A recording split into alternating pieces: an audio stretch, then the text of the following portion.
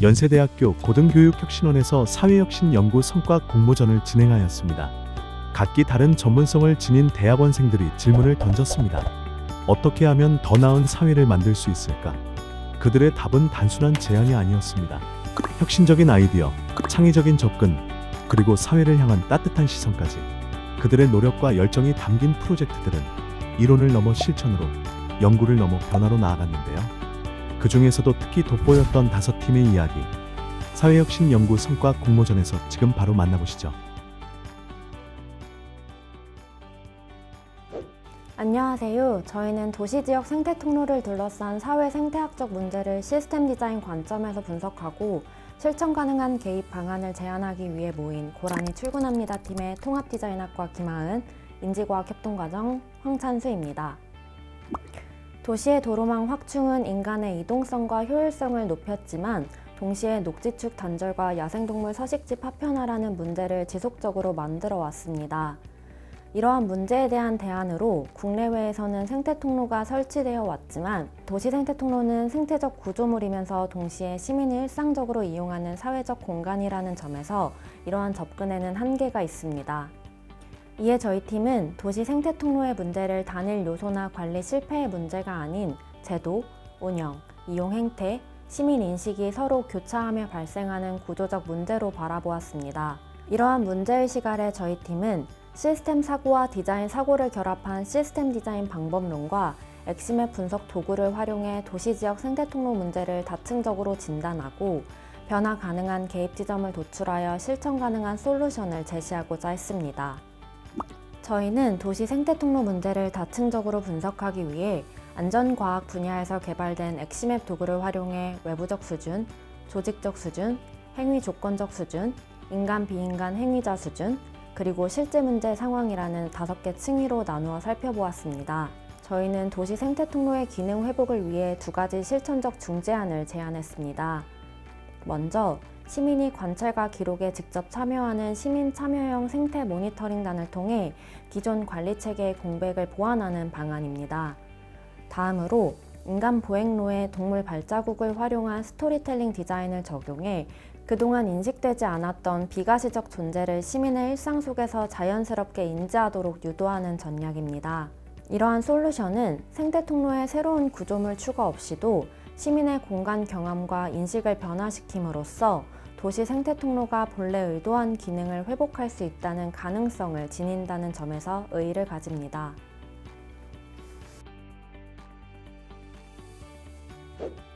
안녕하세요. 사회학과 석사과정 이수연입니다. 제 팀명은 가치줍기라고 했는데요. 가치줍기는 폐지를 줍는 행위를 넘어 그 안에 담긴 노인의 삶과 사회적 가치를 줍는다, 즉 발견한다 라는 중의적인 의미입니다. 제 연구가 폐지 수집 어르신에 관한 연구이기 때문에 어르신들을 형상화할 수 있는 팀명을 지었습니다. 우리 사회가 폐지 수집 어르신들을 대하는 방식을 살펴보면 주로 경제적인 지원을 중심으로 이루어지고 있습니다. 하지만 폐지 수집 어르신들이 겪는 어려움은 경제적 빈곤만이 아닌데요. 이들은 관계적 빈곤에도 놓일 가능성이 아주 높습니다. 폐지 수집은 보통 혼자서 하는 일이기 때문이기도 합니다. 이러한 상황에서 사회적 기업의 도움으로 어르신들 사이에 네트워크가 생기고 관계가 형성된다면 이 어르신들의 삶에는 어떤 변화가 있을까? 이런 점을 연구를 통해 살펴보고 싶었고 알리고 싶었습니다. 제 연구는 폐지 수집 어르신들을 중심으로 하는 사회적 기업의 프로그램들에 직접 참여한 내용을 바탕으로 구성했습니다. 프로그램 내에서 어르신들과 소통하고 사회적 기업의 대표님과 그리고 직원들과 대화 나누며 그때 얻은 인사이트들을 중심으로 합니다. 도출한 결론 중에 가장 의미 있었다고 생각한 것은 네트워크의 힘인데요. 폐지를 수거하는 길은 아주 위험하고 경쟁적인 장소입니다.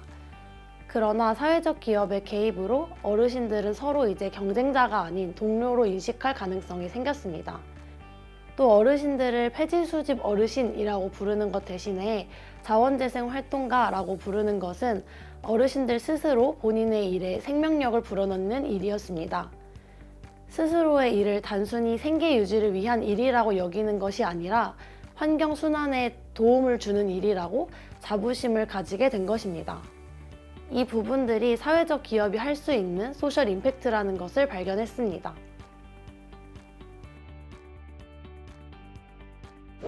안녕하세요. 코디자인 패밀리 팀입니다. 저희는 연세대학교 아동가족학과 배유진, 김민지하고 통합디자이너과 김현재, 방세희, 황재원, 허주원 학으로 융합전공 대학원생 6명으로 이루어진 연구팀입니다. 아동가족학의 이론적 기반과 통합디자인의 실천적 방법론을 결합하여 사회적 문제를 새로운 관점에서 해결하는 것을 목표로 하고 있습니다. 이번 프로젝트에서는 20대가 스스로 SNS 사용 시간을 인식하고 조절할 수 있도록 돕는 애플리케이션 셀프튠을 개발하였습니다. 20대는 SNS를 가장 활발히 이용하지만 동시에 사용을 조절하는 데 큰 어려움을 겪고 있습니다. 한국지능정보사회진흥원의 2024년 보고서에 따르면 20대의 스마트폰 과의존 위험군 비율은 34%로 전 연령대 평균보다 높게 나타났습니다. 특히 20대 일반 사용자의 경우 31%가 SNS 사용 조절에 어려움을 겪고 있으며 과의존 위험군에서는 78%가 조절에 어려움을 겪는다고 응답하였습니다. 저희는 이 문제가 단순한 개인의 의지 부족이 아니라 20대가 발달 과정에서 경험하는 자연스러운 불균형이라고 보았습니다. 그래서 스스로 조절하는 힘을 기르는 서비스인 셀프튠을 개발하게 되었습니다. 셀프튠은 자기조절 이론에 기반해 SNS 사용의 전, 중, 후, 전 단계에서 사용자를 지원하는 애플리케이션입니다. 핵심 기능은 4가지로 구성되어 있습니다. 첫째, 사용 전 목표 설정입니다. 사용자가 하루 SNS 사용 시간을 스스로 설정할 수 있는 기능인데요. 이때 다른 사용자들의 평균 목표 시간도 제공해 의사결정을 돕습니다. 더하여 목표 시간 설정과 함께 SNS 사용 시간을 줄이고 대신 하고 싶은 활동 목표도 함께 정하여 동기부여를 제공합니다.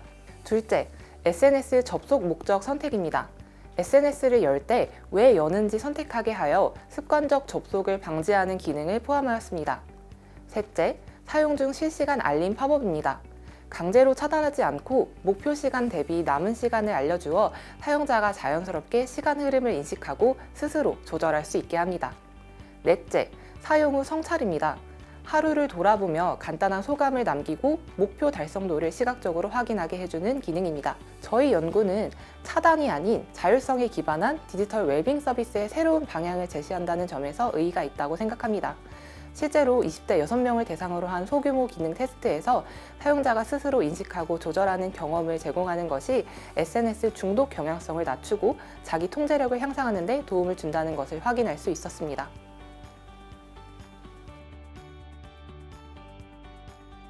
안녕하세요. 저희는 아동의 게임 과몰입 문제 해결을 위한 개입 프로그램을 제안하는 게임 말고 팀의 통합디자인학과 김하은, 아동가족학과 이정빈입니다.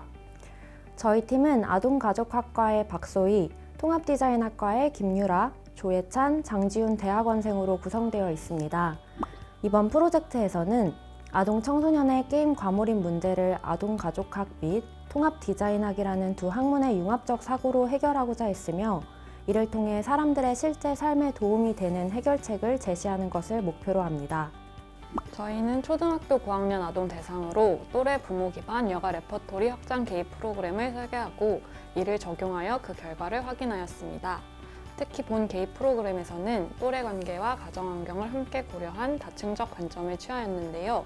이는 아동 발달 시기에 또래 및 부모 관계가 가지는 중요성을 고려하여 보다 현실적이고 지속 가능한 아동의 행동 변화를 유도하기 위함이었습니다. 이를 위해 본 프로그램은 크게 오프라인 영역과 온라인 영역을 결합한 개입 프로그램을 설계하였습니다. 먼저 오프라인 영역에서는 아동이 게임의 여가 활동을 실제로 경험하도록 돕는 어드벤트 캘린더 형식의 여가 활동 키트를 제공하여 하루에 하나의 활동을 개봉하고 이 활동을 직접 경험하도록 하였습니다.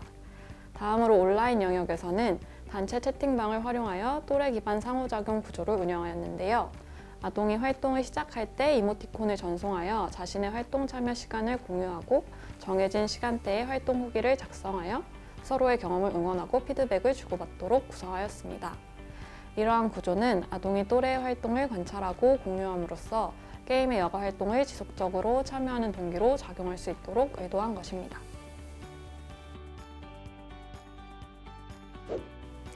안녕하세요. 저희는 유아기부터 시작되는 포용적 사회를 고민하는 팀 아통이들입니다. 저희는 연세대학교 아동가족학과 박소희, 아동가족학과 김민지, 통합디자인학과 방세희입니다. 또한 통합디자인학과 조은정까지 융합전공 대학원생 4명으로 이루어진 연구팀입니다. 저희가 이 프로젝트를 시작하게 된 이유는 아주 단순한 질문에서 출발했습니다. 아이에게 장애, 특히 자폐 스펙트럼 장애를 어떻게 설명해야 할까요? 많은 부모와 교사들이 이 질문 앞에서 어려움을 느낍니다.